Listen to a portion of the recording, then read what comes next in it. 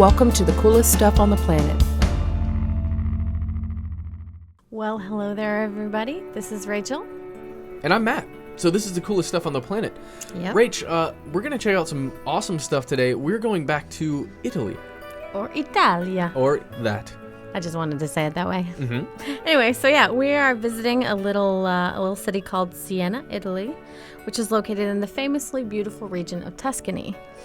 And Siena is cool for lots of reasons. It's this walled medieval town on a hilltop that's really retained its medieval character over the centuries. One of the coolest things about Siena is the shell-shaped piazza, or plaza, and it's one of the most famous in all of Italy. It's called the Piazza del Campo. Mm-hmm. Siena's also famous for, it has really beautiful Gothic architecture, it has a lot of red brick, really neat winding lanes, and also, speaking of Gothic, its Gothic cathedral, or its Duomo, is a really beautiful cathedral. It has a striped facade and tons of ornamentation, so it's just gorgeous. It is gorgeous. Siena's residents are extremely proud of their long history and the medieval heritage. Extremely? Yes. We'll get to that later. So, twice every year, they hold a horse race that's become very, very popular, and it's a race that allows them to celebrate their past as well as the rivalries of the past. Mm-hmm. So this race is called Il Palio, or the Palio, and it's been run since around about the 17th century.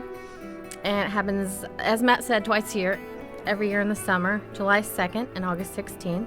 The Palio has religious origins, but I think the biggest thing that you think about today when you think about the Palio is neighborhood pride. Oh yeah.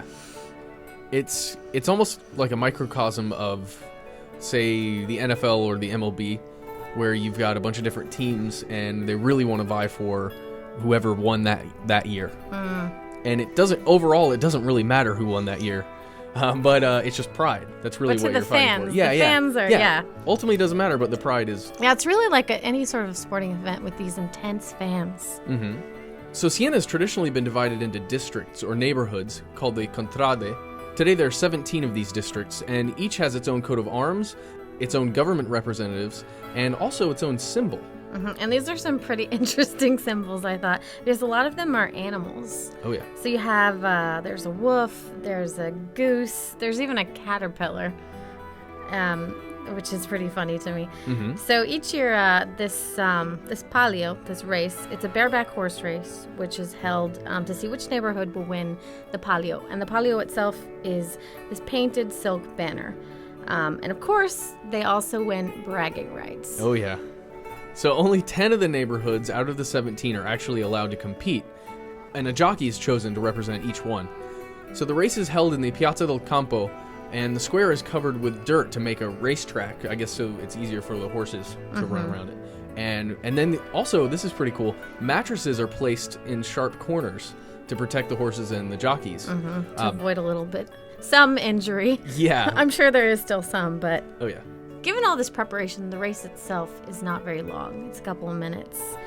But the days leading up to the race are full of excitement and tension, just like leading up to any big event, and lots of preparation, like horse trials to figure out which horses are going to be used, special masses to bless the horse, to bless the jockey, stuff like that. It's kind of like a big pep rally, sort of. Also, Rachel, right before the race starts, there's an elaborate procession complete with medieval costumes, pages, standard bearers. What is a standard bearer, by the way? Somebody who holds the emblem of the neighborhood up. Mm-hmm, the standard. Like the what did we say that was called? The bleep bleep bloop bleep bloop bleep bloop bleep. The coat of arms. That's what it is, right? The coat of arms is the standard. Okay. The symbol, I think. Yes. Drummers, knights in armor, flag throwing, and a triple scoop of pomp and circumstance. You like that there are drummers? I do like that there are drummers. You can't have any kind of traditional war march like that, which is essentially what that is recreating a war march without drummers.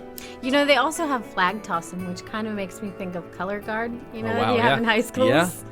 But it's medieval style color guard. So. Everything has its origins, Rach. Mm-hmm. So on the day of the race, thousands and thousands of people pack into the piazza. And not just the piazza, but above the piazza and the houses, like they're all packed in there. So they're all packed in there to watch the race, right? This very short race, but very important race. And so they're fiercely loyal to their neighborhoods. And so it's really intense and emotional. So like the winners, it literally is like the thrill of victory and the agony of defeat. Oh, yeah. Like the winners are elated and the losers are depressed. So elated, in fact, Rachel, that this is a little unusual. The winners of the race, I guess the people who live in The winning neighborhood. They all suck on pacifiers and baby bottles to signify that they and their neighborhood have been reborn as the victors.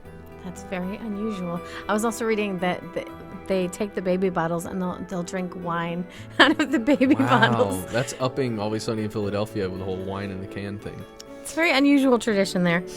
But yeah, so that's a fine way to end this episode on the Palio. It's a very interesting, cool event in Siena, and if you're ever in Italia, you should check it out. You should. If you're there in July. Yeah, just remember, there's always next year. You can win. That baby pacifier's waiting for you. For more on this and thousands of other topics, visit howstuffworks.com and let us know what you think. Email travelpodcast@howstuffworks.com.